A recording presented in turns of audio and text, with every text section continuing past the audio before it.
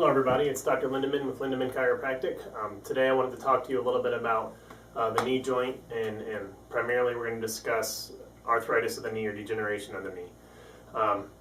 First off, I have a lot of patients that have come in with diagnosis of arthritis, whether it be the knee, shoulder, hip, whatever, and they're pretty dejected, they're pretty upset because there's some kind of stigma with arthritis that once you get diagnosed with it, pretty much you're a goner. Oh, it's arthritis, you can't do anything about that.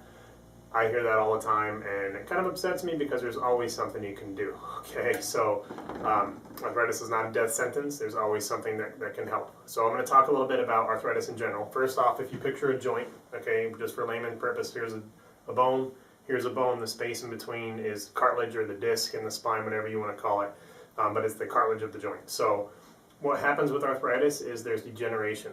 What happens when there's increased weight bearing due to improper biomechanics, due to pathology, due to anything of that nature, the bones, instead of having this nice big space, will start to compress onto the cartilage.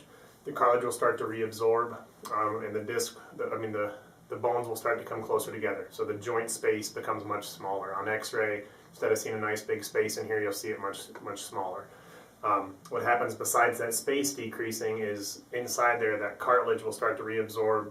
The body will eventually try and build more bone on the bottom and top parts of the joint, which makes the joint seem stronger, but with that extra bone you're going to pinch nerves, you're going to cause muscle problems, all sorts of things can happen. So when the joint starts coming down like this, that's what we call degeneration, and another term is osteoarthritis. So that's what arthritis is, it's degeneration of a joint. Okay, so in the knee in particular, first, let's talk about the anatomy of a knee. When we're looking at it, the kneecap is called the patella. And what I look at when we're looking at knee motion, the best way to compare it, the best thing to compare it to is a bobsled. If you watch the Olympics, you know what I'm talking about. Bobsled is supposed to go down the center of the groove. Just the kneecap is supposed to go down the center of the groove. When the bobsled takes the turns around the corner, it goes up around the bend like this, which is normal in bobsledding, but a kneecap is not supposed to come up on the corners like that. So when there's increased pressure on the patella, whether it's being pulled to the side, the knee will start to come along the side like it does in a bobsled. It runs up on the outside of that curve, okay, instead of being in the groove. So instead of that knee going smooth like this, it starts to come over to the side, and that's not built for that, so it starts to rub against the cartilage underneath it. At first, the body will build more cartilage, it will start to roughen it up, and patients that have this problem will walk up and down steps, or they'll bend up and down, they hear this click, clack in knees, and a lot of times that's that cartilage rubbing together. It's sandpaper on sandpaper feeling, which is a sign that something's wrong. A lot of times that's not painful though, but it could say there's bad biomechanics or something wrong. It could be the beginning of degeneration. Okay, so why does this knee pull over to the side like the bobsled coming around the corner like that? Well, a couple of reasons. One of the most common reasons is because we're built that way. So basically, if you look at the knee, if you look at the quad muscle, okay, quad meaning four, there's four muscles of the quadriceps which takes the knee and extends it out like this, okay? Three of those four quad muscles tend to bring the knee up but also out. So when you extend your knee, those three will pull the kneecap over to the side towards the side of that groove, okay?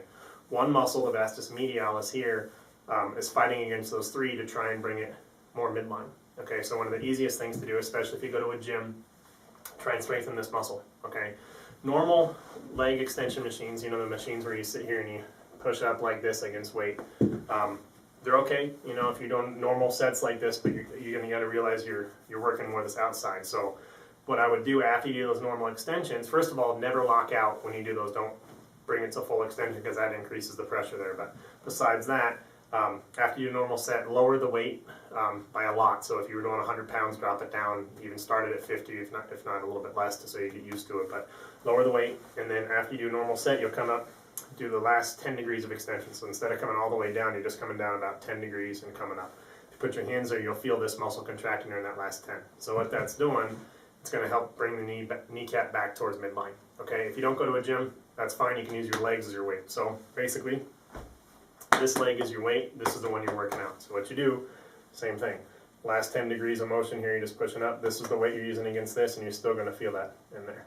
Okay, same thing, do it to both sides. Whether you have pain on one side or not, do it to both sides. That brings up a good point too. You can have degeneration of the joint and not know it. And in fact, arthritis is silent, degeneration is silent until you start having pain. It doesn't happen. I didn't have arthritis Tuesday, my knee hurts Wednesday, I must have got arthritis on Wednesday. It doesn't happen that way. So most people can work on this inside muscle even if they don't have pain. It's a good way to equalize it. If you remember, I talked about the shoulder. We should all do some external rotations to equalize the muscles. Same thing here. Okay. If you do have arthritis or you do have that clicking and grinding, it's a good idea to get checked out by a chiropractor, physical therapist, orthopedist, or osteopath, somebody to look at the joints. Okay. Another thing with the factor of knee issues like that is it could be that the knees are not the problem. It could be that the ankles are incorrect. If your feet have flat-footed or pronation where the feet start to roll in, the knees have to compensate, and it'll start showing wear and tear there. Okay.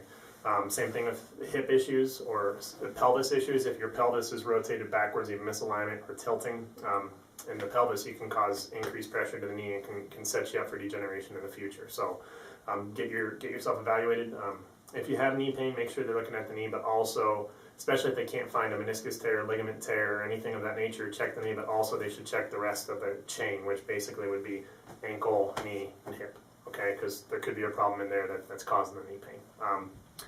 With regards to the knee, there's so many things we could talk about. It's a huge topic. I don't have enough battery in my camera to talk about it, honestly, and you don't want to listen to me babble for that long, although I've probably already been doing it for a while, so I appreciate you listening to me. If you have any questions, please post them on this site. Send me an email, anything like that. I actually had somebody who looked at the shoulder video from Europe and asked me some questions and responded, gave them some advice on exercises. My job is to help as many people as I can, whether that be with my hands coming into the office or whether it be that I can give you some advice. If I can steer you in the right direction, then I'd be glad to do it. If I don't know the answer, I'll look them up, and see how I can help you. Okay, so that's all I got for today. Hopefully we'll talk again soon, and thanks for listening. Have a great day.